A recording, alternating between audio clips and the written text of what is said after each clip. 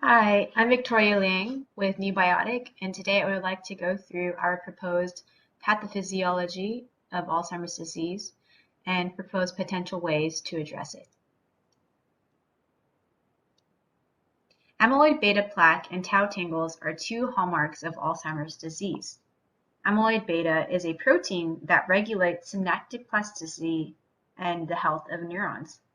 However, under conditions of excessive amyloid beta over time can cause three things. First, it can cause plaques to form in the extracellular space and to fill the extracellular space. Second, it can activate a cellular pathway that leads to the disassembly of the synapse. And third, it can trigger tau hyperphosphorylation and misfolding. Tau is a protein that regulates the movement of organelles along microtubules, and it helps maintain microtubule organization. So when it's hyperphosphorylated, it can have two detrimental effects. The first is cell shrinkage. The second is tangle formation.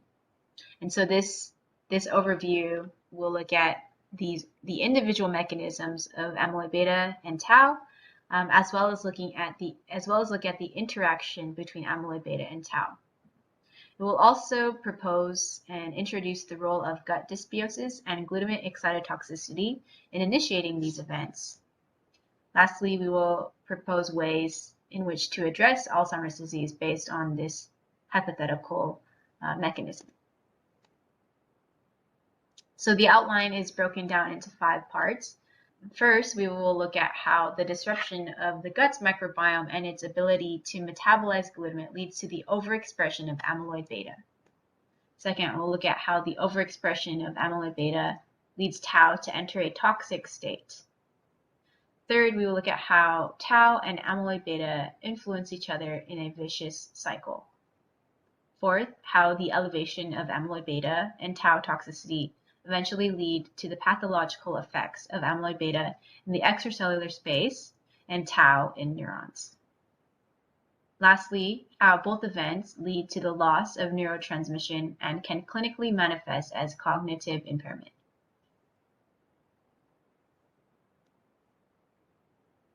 So the first section of how the disruption of the gut's microbiome and its ability to metabolize glutamate leads to the overexpression of amyloid beta. This is the base of the diagram that I will be using throughout the rest of this presentation. So the beige area, to give background, just represents the body system outside of the brain. The gray section represents the extracellular space within the brain, and then the light turquoise blue represents the intracellular space inside a neuron. So starting from gut dysbiosis. Gut dysbiosis is the imbalance of gut microflora, bacterial flora in the gut, an imbalance between the resident bacteria in the gut. And interestingly enough, it has been found to be impaired in Alzheimer's disease. There was a study that demonstrated a remarkable reduction in the bacterial diversity and alterations in the taxonomic composition of the microbiota of Alzheimer's disease patients. And this alteration in resident bacteria can affect the metabolism of dietary proteins, one of which we want to focus on is glutamate. And so because the gut microbiome plays a large role in the bioavailability of amino acids, a disruption in this can lead to the abnormal metabolism of dietary glutamate. And with the abnormal metabolism of dietary glutamate, more dietary glutamate can be absorbed into the blood, and this can lead to systemically high levels of serum glutamate. And as such, it has been found that Alzheimer's disease patients have higher levels of glutamate in their serum. Typically, glutamate or other metabolites cannot enter the blood-brain barrier because the blood-brain barrier is a barrier that prevents the translocation of peripheral metabolites into the brain. However, in Alzheimer's disease and other neurological diseases, it's been observed that the BBB is actually permeable and has lost its integrity. And so in this case, and in these various cases, such as these other neurological disorders, including Alzheimer's disease, in this case, glutamate can, in fact, enter into the extracellular fluid of the brain. And when it does that, the extracellular glutamate can then rise and cause glutamate excitotoxicity, which is a key feature of Alzheimer's disease. How glutamate excitotoxicity works specifically in Alzheimer's disease is that first it overactivates the NMDA receptor. So the NMDA receptor is an ion channel that is activated by glutamate. And so once it's open, once glutamate latches on and it opens, it allows calcium to flow into the cell. And so with the overactivation of NMDA-R, there is then an excessive influx of calcium.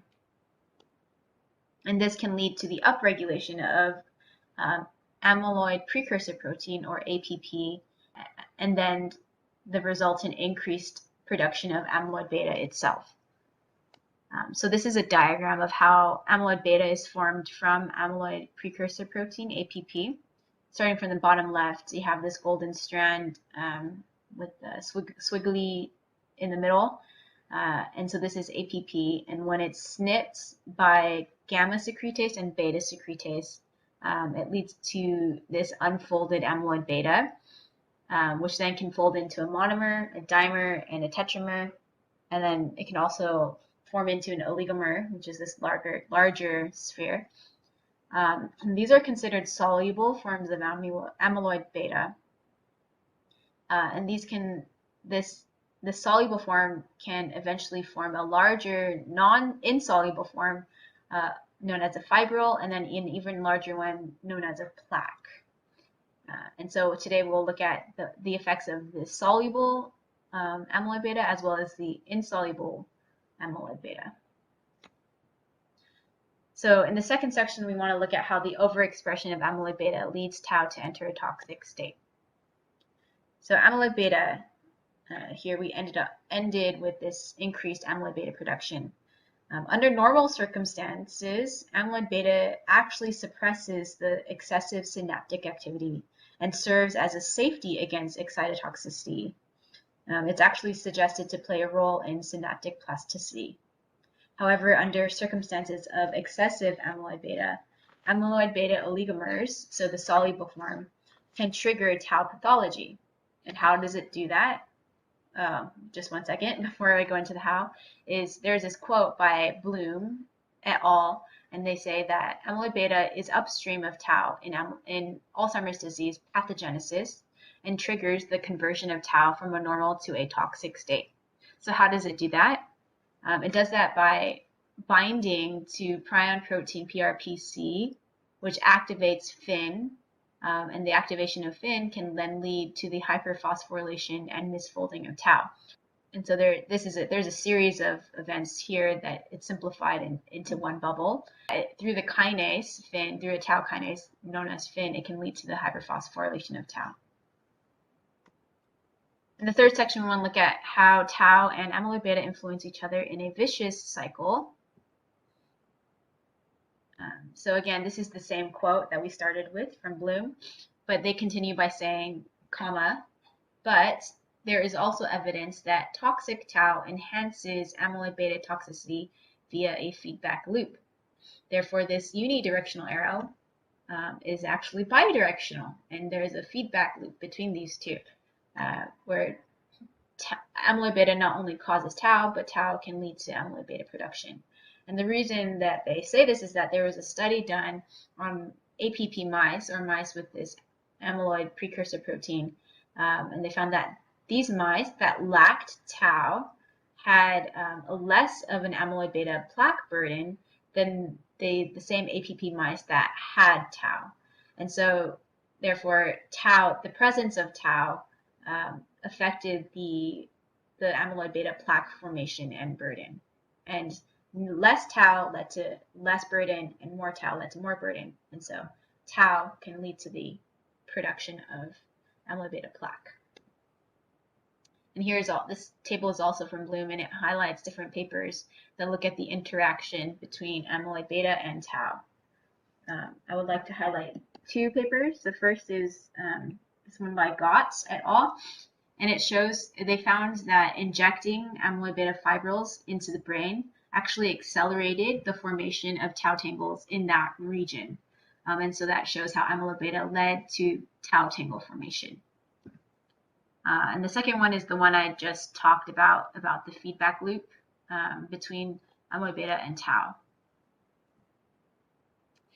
This is a diagram presented also by Bloom that kind of look at the different causes for amyloid beta, but also mainly here what I want to highlight is it looks at the interaction between amyloid beta and tau, specifically using looking at the tau kinases FIN and GSK3 beta, which I mentioned briefly was FIN, how that can lead to tau formation or tau hyperphosphorylation. And this quote here just says from Bloom that toxic amyloid beta species stimulate formation of pathological tau by modulating protein kinases and phosphatases that regulate tau phosphorylation and by inducing tau misfolding. And then from there, so that's how amyloid beta leads to tau hyperphosphorylation. And then from here to the end, it says toxic forms of tau mediate the synaptic dysfunction and neuron death that underlie memory and cognitive impairment in Alzheimer's disease. So the signature adverse effects of amyloid beta require tau. And so all of these eventually lead to the impaired memory and cognition. So the fourth section, we want to look at how the elevation of amyloid beta and tau toxicity eventually lead to the pathological effects of first amyloid beta in the extracellular space, and second tau in the axons. So looking from here, let's first look at the effects of amyloid beta. So amyloid beta, again, we see that it starts from the intracellular space, and then the production of amyloid beta itself leaves the cell and aggregates in the extracellular space. So there is increased amyloid beta out here in the extracellular space. As such, it has been found that in post-mortem Alzheimer's disease patients, there were high levels of oligomeric amyloid beta.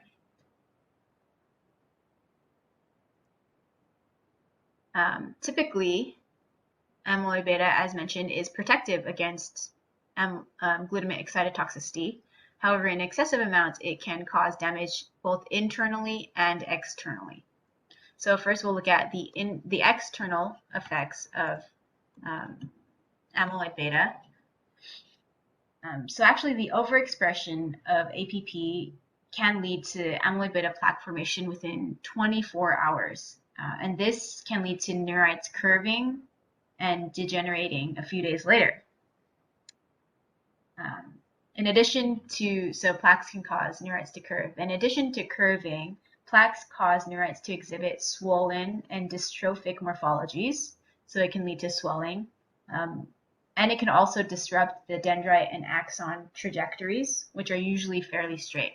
And so by affecting the trajectory, it impacts the synapse and impairs the long-term potentiation, which is basically just the signal, the strength of the signal between two neurons.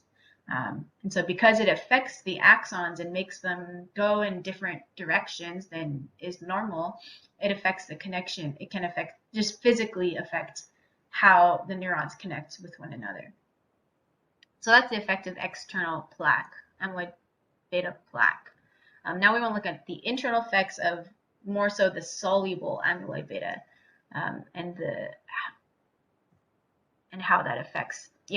So soluble amyloid beta can actually have more of an effect on the neurons itself because it can bind to and activate the subunit of the NMDAR known as NR2B on neurons. And so once it activates that subunit, it activates the caspase-3 pathway, which is known as the executioner, because it leads to the disassembly of the synapse through the proteolytic degradation of postsynaptic density protein 95 and the recruitment of depth receptor pathway molecules.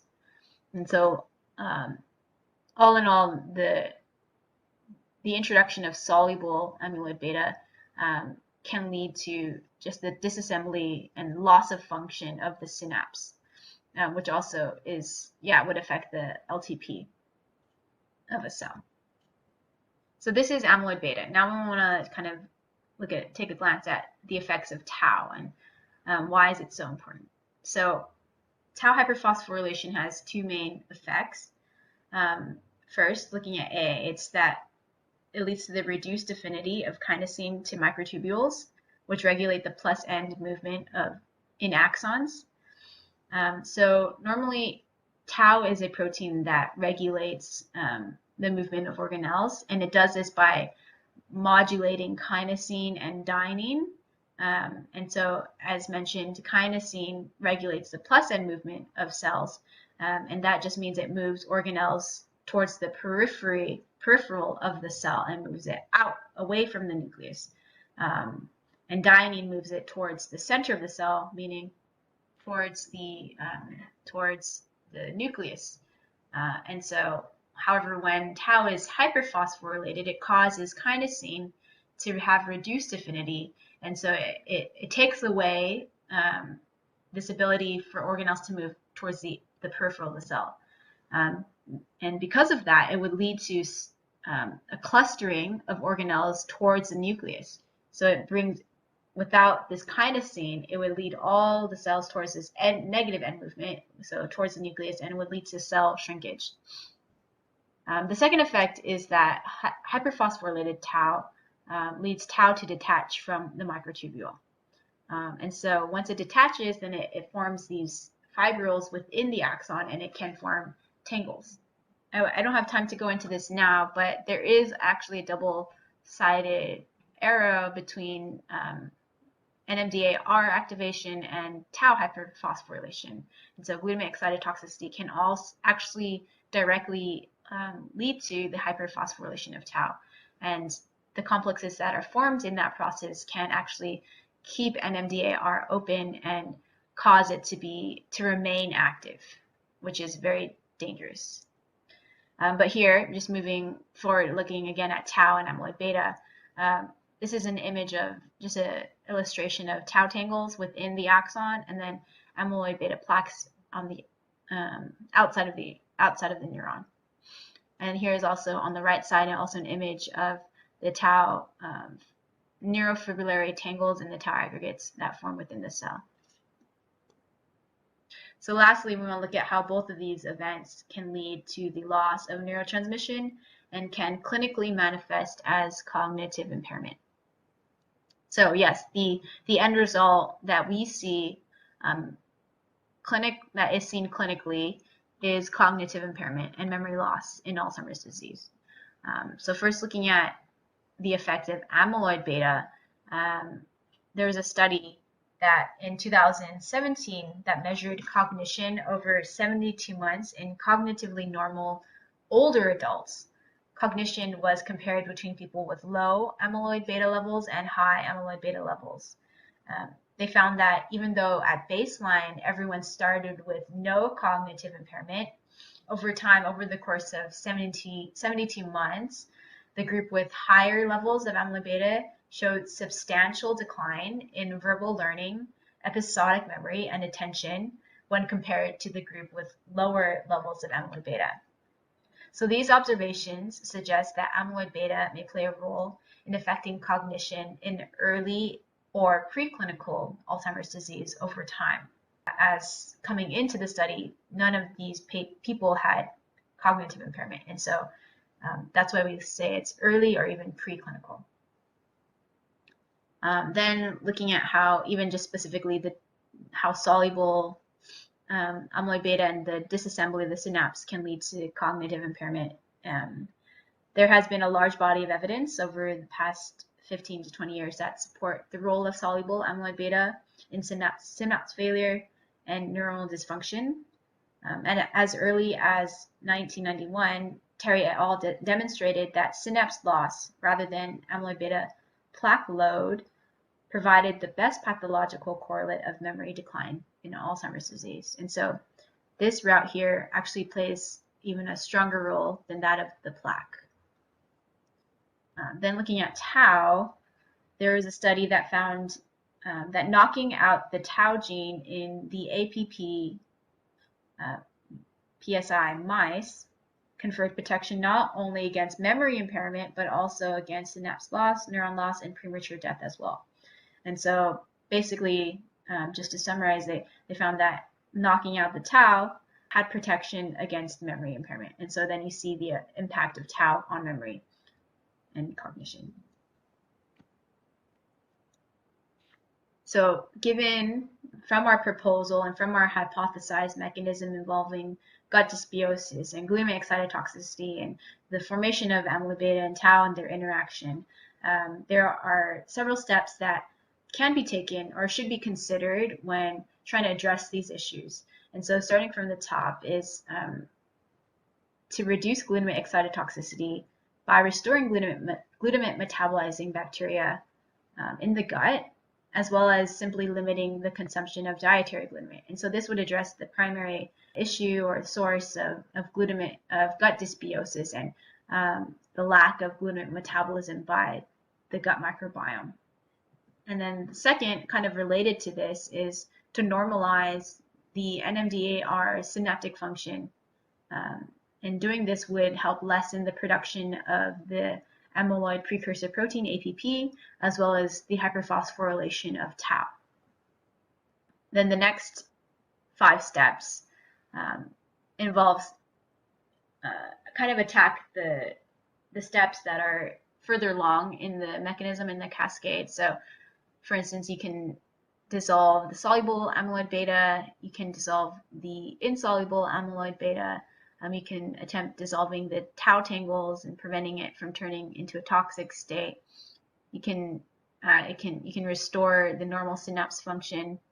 You can try to regenerate the axons and the dendrites that have been affected by the amyloid beta plaque. And so these are steps that can be looked at and can be considered for Alzheimer's disease treatment based on our proposed pathophysiology of Alzheimer's disease. Thank you so much. These are just steps to consider and to look forward to. Here are the references, and thank you for your time.